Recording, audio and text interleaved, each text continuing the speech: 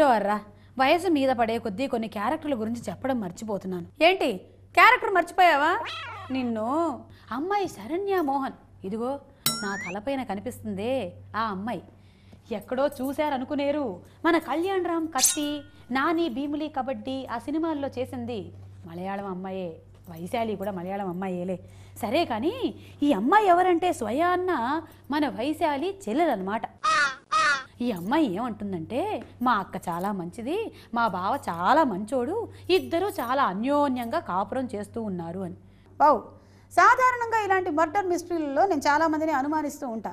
కానీ ఇక్కడ 80-90 అపార్ట్మెంట్స్ అయ్యి ఎంతమందిని నేను అనుమానించను? అప్పటికి అనుమానించా. వావ్, ఈ అమ్మాయి చెల్లెలుగా యాక్ట్ చేసిన శరణ్య మోహన్ అనుమానించా. వైశాలి వాళ్ళ హస్బెండ్ ఫ్రెండ్ బిజినెస్ హెడ్ అతన్ని నేను అనుమానించా. ఏసీపీని కూడా అనుమానించా. వావ్, కానీ వీళ్ళెవ్వరూ కాదాయి. అర్థం అవుతే కొట్టండర్రా. అப்புறம் ఎంత హాయిగా ఉందో అదిదా.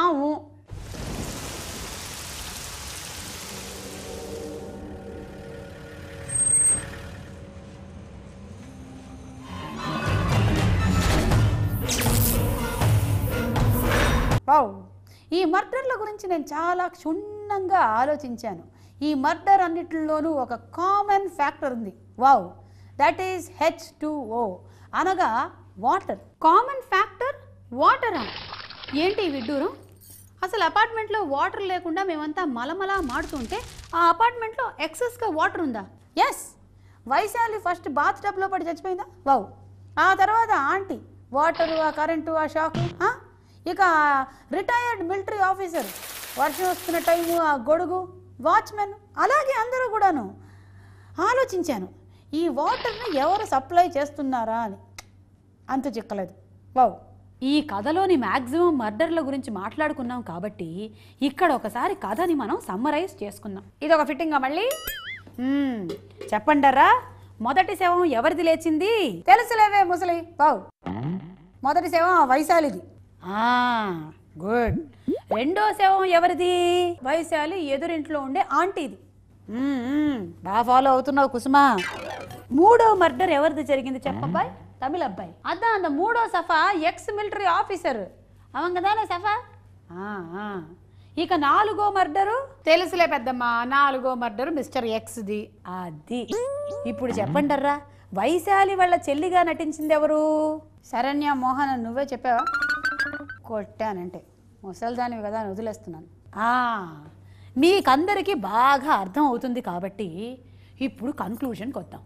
తను అనుకున్నది జరగాలి, లేదంటే మాట్లాడదు.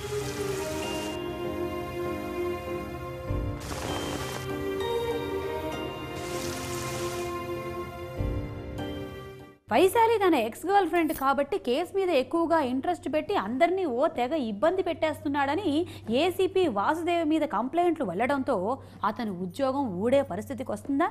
ఇంకో పక్కన వైశాలి వాళ్ళ ఆయన నందు, నాకు ఇంకెలాగో ఎవరూ లేరు, నా బాగోగులు నువ్వే చూసుకో అంటూ శరణ్య మోహన్కి ప్రపోజ్ చేస్తూ ఉంటాడు. ఈలోగా ఈ మర్డర్లన్నీ ఎవరు చేస్తున్నారో బయటపడుతుందర్రా. రివీల్ అయిందా? చెప్పు. ఎన్నమ్మా ఇంద ప్రేక్షకులందరూ వెయిటింగ్. చెప్పు. ఎన్నా ముసలి అంత క్లైమాక్స్ తొందరగా రివీల్ చేసే ఆ హంతకుడు ఎవరు? చెప్పు, అడుగుతున్నారు, చెప్పు. ఎన్నా నీ రొంబ జాస్తి పండ్రే సొల్ల. తమిళ ఆయన కూడా అడుగుతున్నాడు కదా, చెప్పు. చెప్పు పెద్దమ్మా, చెప్పు ప్లీజ్. అదిగో ఆవిడ కూడా అడుగుతుంది, చెప్పు. అది నేను చెప్పకూడదు, మీరు వినకూడదు. అది నేను చెప్పకూడదు, మీరు వినకూడదు. చాలే పెద్దమ్మా, చెప్పు. పేదరాశి పెద్దమ్మ వంశస్థురాల్ని పోయిన పుష్కరాల్లో తప్పిపోయిన మా ఆయన మీద ఒట్టేసుకున్నాను. నేను మామూలు కథల్లో క్లైమాక్స్లే చెప్పను, అలాంటిది థ్రిల్లర్ కథలో నేను క్లైమాక్స్ చెప్పానే అనుకో, విన్నవాళ్ల తలలు 1000 వక్కలైపోతాయి, కళ్ళు పేలిపోతాయి. పోయేటోరమ్మా అన్నా. అది అలా దారికి రండి. ఉంటాను పెద్దమ్మా. బాగా చెప్పేవాళ్ళే క్లైమాక్స్. వావ్, మళ్ళీ తమిళ సినిమాలకి తెలుగులో మార్కెట్ పెరిగినట్టుగా నాకు అనిపిస్తుంది. నిన్న మొన్నటి వరకు రజనీకాంత్, సూర్య, కార్తీ వీళ్ళందరూ వచ్చారా? మరి ఇప్పుడు ఈ వైశాలి సినిమాతో ఆది, రేపు విక్రమ్ నాన్న అంటాడు, ఎల్లుండి విశాలు వాడు వీడు అని వచ్చేస్తాడు. అంటే తర్జుమా సినిమాల ప్రపంచం మళ్ళీ తెలుగులో మొదలైంది. గమనించండి. వావ్. ఇంకా వెళ్ళండర్రా, ఈ వారానికి కథ అయిపోయింది.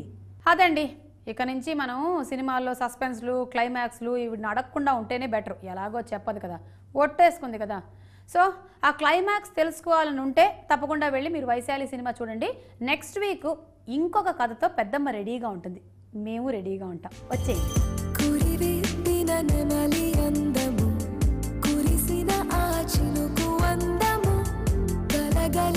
క్షణము అందము నిదానం ఆధారం అయ్యిందో ఏమో తొలి తొలి తొలి పరవశం ఇది అడుగడుగున తేలుతున్నది తడబడి పొడి మాటలే మది అచ్చుల్లో హల్లుల్లో నన్నైతే జోకొట్టింది.